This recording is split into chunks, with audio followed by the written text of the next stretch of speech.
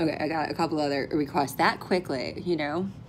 I am going through and doing the edge pieces, Uncle Jake, putting them one by one in this bag. And then I'm gonna have to find another bag suitable for the rest of the picture. But I do it one by one. And pet peeve, 3,852. When you get a puzzle and some of the pieces, whoa, are already put together. I just dropped my phone and made me so upset. And so I'm gonna do this, I'm doing one by one. They're all gonna go in the bag and seal it. And then I'm gonna leave the picture out for a while and look at some other stuff and do some other things that the kids wanted. And so I heard you, Katie, you've been asking for this too. And books you can ship pretty easily and on their own. But this was my Get in Shape Girl book from when I was younger. And I had my own little weights, and this was me at a certain, you know, when I was little. But for K2, I went through and she was doing Girls on the Run, and I wrote in red ink like what I would recommend she do for her, and put certain stickers on ones, you know, so like, you know, the important ones, right? And so she wants me to send this to her so she can do it, because she, for a while, the school bus came at 9 a.m. She was setting her alarm at 7 a.m. and up and doing her get in shape girl workouts, you know, with her little 1 pound weights. 1 pound weights, yeah, 1 pound weights.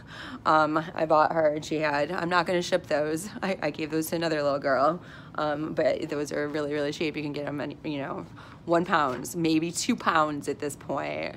I don't know, you have to ask Daddy, but then like, look at, I wrote in there like, all that, but she wants me to take pictures and post that though, just in case something happens, or she can get it ahead of time. Okay, I'll do that. There you go. That's now a priority today. And then I was thinking about something else too, right? I was thinking, because I'm gonna send you guys some stuff. I'm not gonna tell you what it is. I'm gonna do that up nicely. It's part of the clothing stuff. But it reminds me of a time like we went to the Disney store, and the boys insisted on buying like full costume stuff.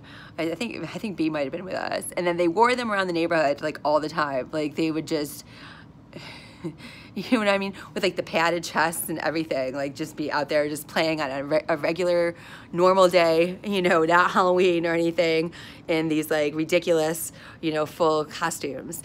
And at both schools, all 3 schools, because she went to Goddard, she went to Montessori, and then she went to Atherton. On Halloween, you were not allowed to dress up your kid as a superhero. And I always thought that was really fucking stupid and gay, and a dumbass rule that I didn't like. But I didn't cause too much of a thing out of it, because I figured maybe, just maybe, they knew what they were doing. And so it just occurred to me though, right, that'd be an easy way to profile or know how to approach a kid if you were aware of their favorite superhero that they dressed up as all the time for every Halloween, such as I dress up as Supergirl every year, or Little Red Riding Hood ever since I was 4, right? But that'd be like an easy way to maybe approach a kid and, you know, what have you. And it's like, you know, everybody, K2 did certain things multiple times or whatever, but I have seen how that's played out and how it's kind of thrown people off because they weren't allowed to dress up as what they really may have wanted to. Does that make sense? And so I don't know, I'm gonna think about that, but somebody asked me just to mention that as a, you know, a safety thing.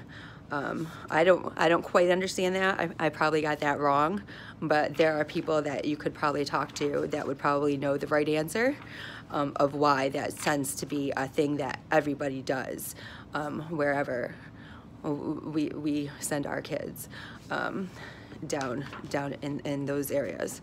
So yes, and here we go.